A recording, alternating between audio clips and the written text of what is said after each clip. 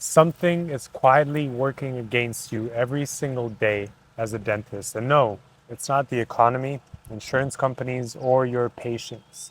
It's you. Your own mind is your worst enemy. We've all had moments where self doubt creeps in. We've all been in situations where we hesitate to recommend treatment for the patient and recommend treatment the patient actually needs because we think they'll get angry at us for any reason you make up in your head at that time. Whether we think it's finances, the patient not being ready, or something even as simple as there's no way this patient would accept this. What is the common theme here? They're all a form of negative results, thought process, and lack of confidence. We love making excuses for failing to repeatedly do something we know is actually good for us. When you hesitate and when you internally foster your negative thoughts, your patient hesitates too, and in return, nothing gets accomplished. And treatment most definitely does not get accepted. It's human nature. We mimic the energy of those we are around. You and your patients are no different. They're going to mimic your hesitancy and your energy. But today, I want to go over in this video how to completely flip that dynamic and that mindset entirely.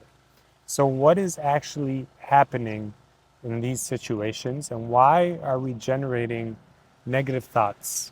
Well, again, as humans, we're wired to play it safe and to kind of tie in into our doubts and our fears.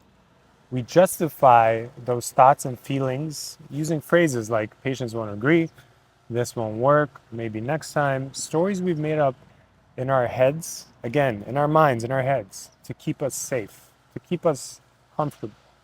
But those internal stories you're making up in your head, those negative thoughts, you're continuously watering, that is what is holding you back more than anything in this external world. The simple fact is your patients pick up on your energy. If you walk into a consult or a new patient exam feeling one, unsure, guess what? They're going to mirror that uncertainty right back at you. And instead of getting the treatment that they came in for, the treatment that they genuinely need, they'll hold off, wait it out, and ultimately you've done more harm than any good, right? So when you feel hesitation, it's your sign to do the opposite.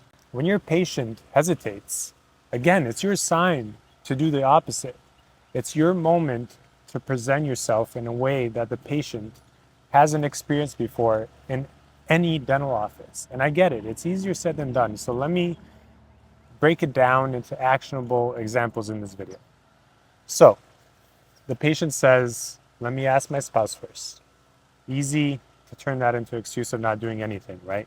We always get those excuses one way or another. So what are you going to say? Sure, take your time. Instead, what can you say? You can be like, absolutely, I want to talk to my spouse first too, and I want you both to feel great about this decision. So let me make sure you've got everything you need to explain exactly why this is important to do right now. The point is, you need to convey importance because it is important. Otherwise, why were you even recommending the treatment in the first place? This is not a tactic to push through resistance. This is you conveying your confidence in your abilities and the treatment you're suggesting to the patient. I hope that makes sense. Another example, the classic delay. Can't I just do one filling and wait on the crowns? Instead of simply agreeing and trying to get out of the conversation, you can gently remind them of reality. You can wait, and I get the temptation to wait, but here's what usually happens. Waiting often leads to emergencies or pain, and those are always tougher and obviously pricier. Right now, you have a choice. It's not an emergency. You have a choice. Again, you need to address patients' hidden fears and hesitations head on. And of course, with kindness, clarity, and morality. If you do that, you'll stand out and separate yourself from any other dentist and dental office. I can promise you that. And it's not just your patients. Your internal hesitation affects your whole team too. Think about the questions you may be asking your team. Instead of, what do we think this patient can afford? Switch it up. Try asking, what outcome does this patient deserve and how can we help them achieve it? A simple change in communication and mindset, even though it seems small, is what transformed my dentistry and our practice here in Southwest Michigan. Completely transformed it throughout the years. So, some practical advice and not just philosophy in this video. I'd recommend you prepare scripts for common patient hesitations and practice them every single day for a month until it feels natural. Heck, record yourself in front of a camera, like a phone, like this, like I'm doing, once per week, and see how you talk in such interactions, even when alone, and review them. Train your team with role playing exercises. They work.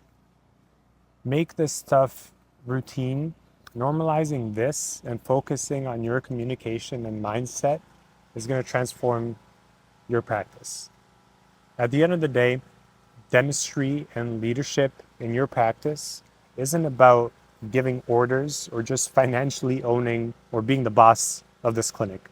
You want to stand out as a dentist. It's about communication, positive mindset, compassion, and guiding your patients and team past their fears towards what's genuinely best for them and their lives. Look, you became a dentist for a reason, to make a difference, to genuinely improve patients' health and their lives. At least I hope you did.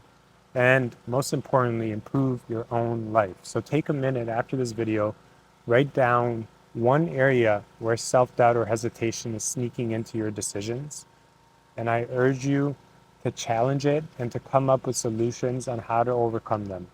Because if you've made it this far in this video, you need to take action and you need to do something for the current you and for your future self. That's all that it takes. And I'm curious, by the way, leave a comment below what strategies you've used to better your mindset and your communication skills.